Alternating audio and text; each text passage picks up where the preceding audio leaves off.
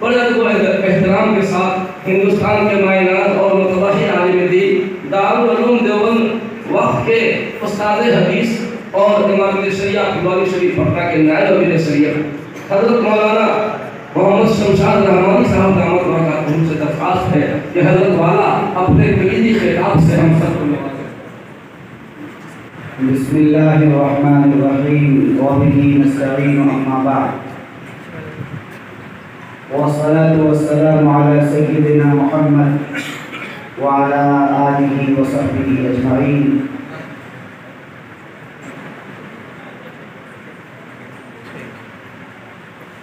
اجلاس کی صدارت فرما رہے حضرت امیر شریعت حضرت مولانا سید احمد ولی فیصل رحمانی صاحب دامت برکاتہ العالیہ، سجادہ نشین خانقاہ رحمانی منگیر، امیر شریعت بہار اڑیسہ و جھارکھنڈ حضرت مولانا مفتی منت اللہ صاحب شیخ الحدیث جامعہ، حضرت مولانا تقی الدین فردوسی ندوی صاحب دامت برکاتہ العالیہ، اور دیگر اکابرین علماء، مہمانان اعظام، دانشوران اعظام، فارغ ہونے والے دور حدیث کے طلباء اور جامعہ کے تمام طالبان علوم نبوت، آج ہم اور آپ دارالعلوم الاسلامیہ کے عظیم الشان ختم بخاری شریف کے اجلاس میں جو پر انوار و برکات بھی ہے اور پر مسرت لمحہ بھی اس میں تشریف رکھتے ہیں، آپ حضرات شہر پٹنہ کے معزز اور بہت ہی اہم شخصیات بھی یہاں جمع ہیں، اس لیے کہ دارالعلوم الاسلامیہ کے سالانہ اجلاس میں اس کی کارکردگی کو بھی دیکھنے آئے ہیں۔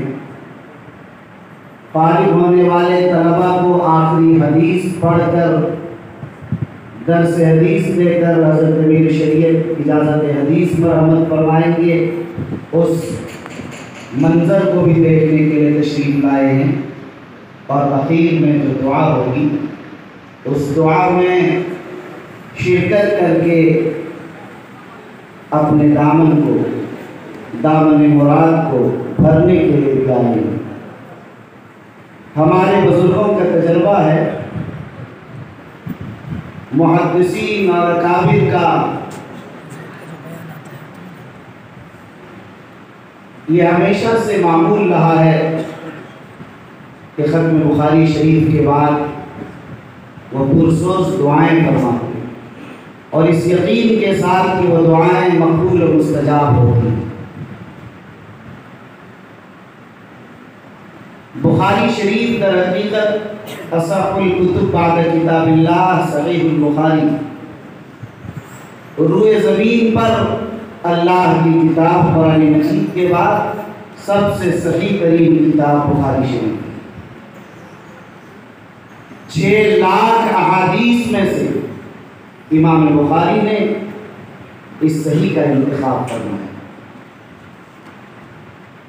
ایک ایک حدیث اس انداز پر لکھتے کہ آپ روزے کے ساتھ ہوتے، غسل فرماتے، تیار ہوتے، معطر ہوتے، اللہ کے دربار میں دست مناجات اٹھا کر اللہ سے مانگتے، قلب میں انشراح ہوتا اس حدیث کی صحت کا، اس کے بعد آپ اس ایک حدیث کو نقل فرماتے۔ اسی لیے 16 سال کا لمبا عرصہ اس کے انتخاب میں لگا۔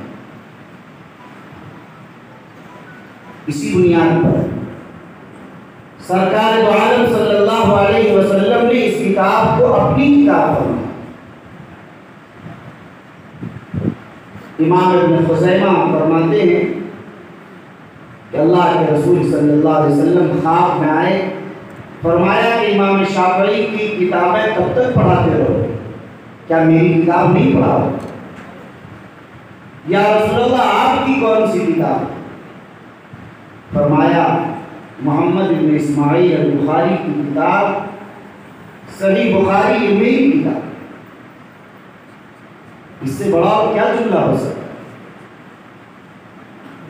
اس لیے آپ حضرات اس انداز پر شریک ہو گئے اور اس انداز سے پورے اہتمام کے ساتھ اس مجلس کا انعقاد کرنا۔ لوگ سمجھتے کہ اس مجلس کا انعقاد بدعت، معاملہ ایسا نہیں۔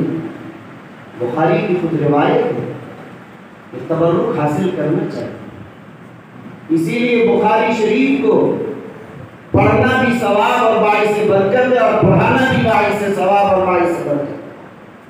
اسے دیکھنا، سننا، سنانا، اس کے بعد کی جانے والی دعائیں سب اللہ کے نزدیک مستجاب و مقبول ہیں، جس کا تجربہ 1213 صدی سے کیا ہے۔ میں اس تفصیل میں نہیں جانا چاہتا، میں صرف قیاس کرنا چاہتا کہ آپ رات اس مجلس میں جائیں۔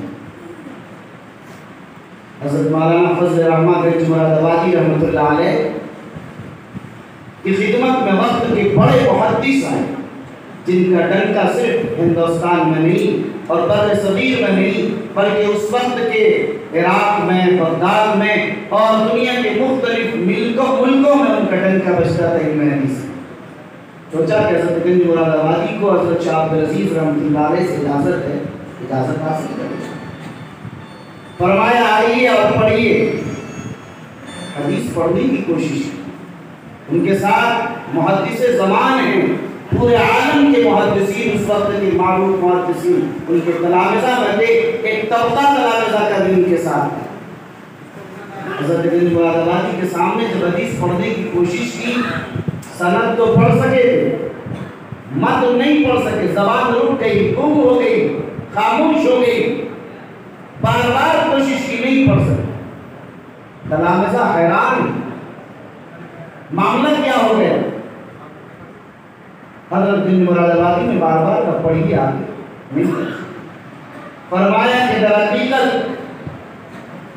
یہ ہے حدیث شریف کا وزن، جسے کہا گیا حدیث میں وزن اعمال کا معاملہ، یہ وزن وہی وزن ہے۔ اللہ تعالیٰ نے اس وزن، حدیث کا جو اصل وزن ہے اسے سامنے زبان روک۔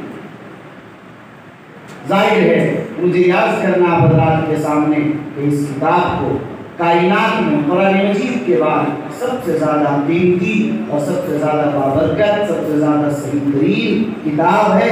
آج آپ حضرات اس کتاب کو پڑھ کر فارغ ہو رہے ہیں اور علم حدیث کی سند حضرت امیر شریعت دامت برکاتہ العالیہ کے ہاتھوں میں بھی آپ قبول کریں۔ آپ کو اجازت حدیث ملے، آپ خدمت کریں گے، میدان میں جائیں گے، یہ میدان پر خطر ہے۔ دارالعلوم اسلامیہ کی چہار دیواری سے نکلنے کے بعد جو مشکلات ہیں، جو پرخار اور پرخطر وادیاں ہیں، آپ کو اس کا اندازہ نہیں۔ یہاں تو ذمہ داران کی سرپرستی، اساتذہ کی نگرانی اور رہنمائی میں آپ کام کریں، لیکن جب باہر جائیں گے تو مشکلات آپ کے سامنے ہیں۔ لیکن ان مشکلات سے نمٹنا ہوگا۔ آپ کو جمود و تعقل اور آرام پرستی کو ختم کر کے آپ کو ان پرخار وادیوں کے لیے اپنے آپ کو تیار ہونا ہے۔ ایک چیز یہ بھی فضلہ کی ذمہ داری ہے کہ آپ صاحب علم ہو گئے، یعنی علم کے حاصل کرنے کی سند دے دی گئی کہ آپ علم حاصل کرنے کا دروازہ کھل گیا۔ اگر آپ علم حاصل کریں گے اور یہ مفتاح علم لے کر لائبریریوں میں پہنچ کر علوم حاصل کریں گے تو حاصل کرنے کا مزاج ہوگا، لیکن اس کے ساتھ ساتھ آپ کو معرفت بھی حاصل کرنی چاہیے۔ میرا علم معرفت کے بغیر اس کا کوئی وجہ نہیں۔ میں کہا کرتا ہوں کہ علماء جو صاحب معرفت نہیں ہوتے، جن کا تعلق اللہ سے، جن کا رشتہ اور جن کی نسبت اللہ سے نہیں ہوتی ہے، ان کے علم کی مثال ایک تالاب کی طرح نکالیں گے، ختم ہو جائے۔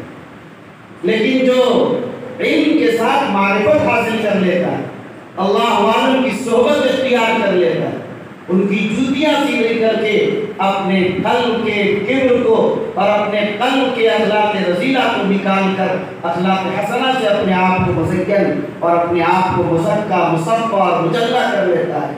یقین مانیے ان کے علم کی مثال اس چشمے کی مانند ہے کہ آپ نکالتے جائیے، نکلتا جائے گا اور علم کبھی ختم نہیں۔ حضرت نانوتوی رحمۃ اللہ علیہ سے جب کوئی سوال کرتا جب آپ جواب دیتے تھے تو ذرا تأمل کے ساتھ جواب دے، ایک لمحے کے بعد جواب دیتے۔ پوچھا گیا کہ حضرت آپ کے علوم و معرفت تو اتھاہ سمندر ہے، پھر بھی انتظار و تأمل کے بعد جواب۔ فرمایا کہ جب بھی سائل کوئی سوال کرتا ہے تو اللہ کا فضل یہ ہوتا ہے کہ اس کا تقریباً 100 جواب میرے دل پر قلب پر القا ہوتا ہے۔ اب میں سوچتا ہوں کہ سائل کے مطابق کون سا جواب ہے، اس میں انتخاب میں داخل ہے کہ ایک جواب کا 100 جواب کہاں سے آئے۔ ماں قاسم نانوتوی کے استاد مولانا مملوک علی نے ہر مسئلے کا 100 جواب نہیں بتایا۔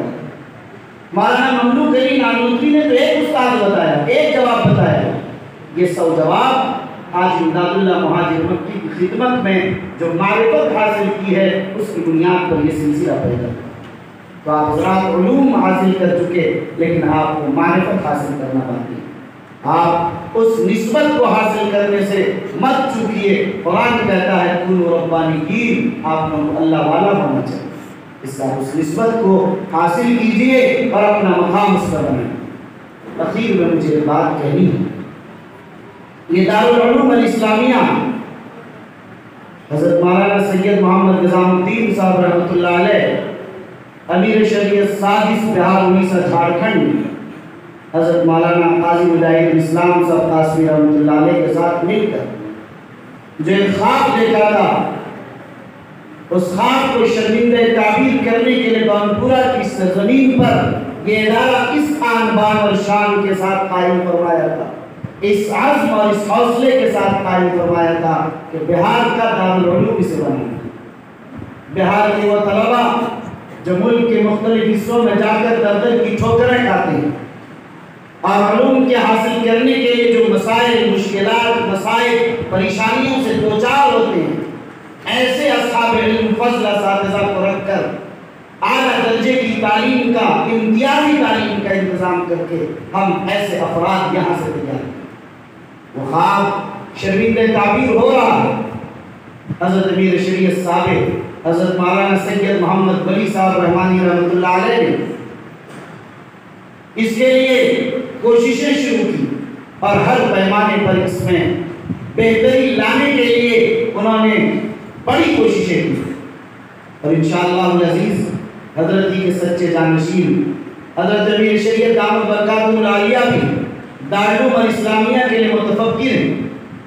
ہم لوگوں کی خواہش ہے کہ دارالعلوم الاسلامیہ کو ان کے بانیان اور سرپرستان میں جہاں دیکھنا چاہا ہے، ہم سب کی کوشش ہوگی کہ دارالعلوم الاسلامیہ وہی پہنچے۔ لیکن اس خواب کے لیے پٹنے کے تمام محبین اور پورے بہار اڑیسہ جھارکھنڈ اور ملک کے تمام مسلمانوں کو اس کے لیے حضرت امیر شریعت کی شان بشان کھڑے ہونا ہو۔ مجھے حیرت ہوتی ہے کہ وہ دارالعلوم اسلامیہ جن کے بانیان و سرپرست ایسے جبال العلوم ہیں، لیکن اس کے خواب کو شرمندہ تعبیر کرنے کے لیے اور زمین پر مکمل اتارنے کے لیے ہمارے بہار تیار نہیں ہو سکتے۔ ہمیں اس کے لیے کھڑا ہونا پڑے گا۔ یہ اللہ کا کرم ہے کہ شروع دن سے یہاں قابل ترین اساتذہ ہیں اور باصلاحیت اساتذہ اس ادارے کو دستیاب ہو، جس کا نتیجہ یہ نکلا کہ دارالعلوم الاسلامیہ کی فضلہ صرف ہندوستان میں نہیں بلکہ آج پورے ملک کے اندر اور بیرون ملک کے اندر عظیم ترین مناصب پر فائز ہیں اور بڑے بڑے کام انجام دے رہے ہیں۔ لیکن جو منزل ہے اس منزل پر ابھی ہم نہیں پہنچے۔ آج اگر ہم دیکھیں اتنا بڑا دارالعلوم اور اتنا بڑا کارنامہ انجام دینے والا یہ ادارہ، ہمیں چاہیے کہ اسے ہاتھوں ہاتھ لے، لیکن مجھے افسوس ہے اور میری آنکھوں سے تنہائی میں جب سوچتا ہوں تو میں روتا رہتا ہوں اس مسئلے کو لے کر جب دارالعلوم اسلامیہ کی بلڈنگ کو دیکھتا ہوں، کوئی تعمیر نہیں، پھوس کے جھونپڑوں کے اندر یہ شاہین صفت نوجوانان اور یہ قابل ترین اساتذہ خدمات انجام دے رہے ہیں۔ حضرت امیر شریعت حضرت مولانا سید محمد ولی صاحب رحمانی رحمۃ اللہ علیہ نے اسی منظر کو دیکھ کر اسی تڑپ میں آپ نے اس کی سنگ بنیاد رکھی دارالقامہ کی اور کوشش کی تھی کہ دارالقامہ اول درجے میں اور پہلے مرحلے میں ترجیحی طور پر اس کی تعمیر ہو جائے۔ عمر نے وفا نہیں، وہ اللہ کو پیارے ہو گئے، لیکن حضرت نے جو خواب دیکھا تھا اور جس کام کا آغاز فرمایا تھا اور جو مشن ان کا تھا، انشاءاللہ ہم آپ سب کو عہد کرتے ہیں آپ کے سامنے اور یہ آپ حضرات کے سامنے یہ اعلان کرتے ہیں کہ حضرت امیر شریعت دامت برکاتہ العالیہ اس مشن کو آگے بڑھانے اور حضرت کے خوابوں اور دارالعلوم اسلامیہ کا جو خواب اکابر نے دیکھا اس کو شرمندہ تعبیر کرنے کے لیے تن من دھن کی انت تک کوششیں کرنے کے لیے تیار۔ انشاءاللہ جلد از جلد اس کی تعمیر کا آغاز بھی ہوگا اور اس کام کو تیزی کے ساتھ شروع کیا جائے گا۔ آپ حضرات دعا بھی فرمائیں اور دوا کے لیے بھی جو حضرات یہاں بیٹھے ہیں کر سکتے ہوں، ان کی ذمہ داری ہے کہ ہمارا ساتھ دیں اور اس طرح ساتھ دیں کہ ہم پوری قوت کے ساتھ اس ادارے کو آگے بڑھا سکیں۔ انشاءاللہ آپ حضرات ساتھ دیں گے انشاءاللہ۔ اخیر میں ایک بات کہہ کر میں بات عرض کر دوں، ختم کر دوں کہ آج ہم اور آپ دارالعلوم الاسلامیہ کے اندر بیٹھے ہیں، یہاں دارالعلوم الاسلامیہ کے سیکریٹری اور اس کے ذمہ دار حضرت مولانا سہیل احمد ندوی صاحب، انہوں نے مجھے بتایا کہ یہاں تعمیر کی سخت ضرورت ہے اور مختلف مسائل اور مشکلات سے ہمارے اساتذہ کارکنان کے حالات ہیں، لیکن انشاءاللہ العزیز دعا بھی کیجیے اللہ سے اور کوشش بھی ہم سب کریں گے مل کر انشاءاللہ یہ کام آگے بڑھے گا اور یہ کارواں بہت آگے بڑھے گا۔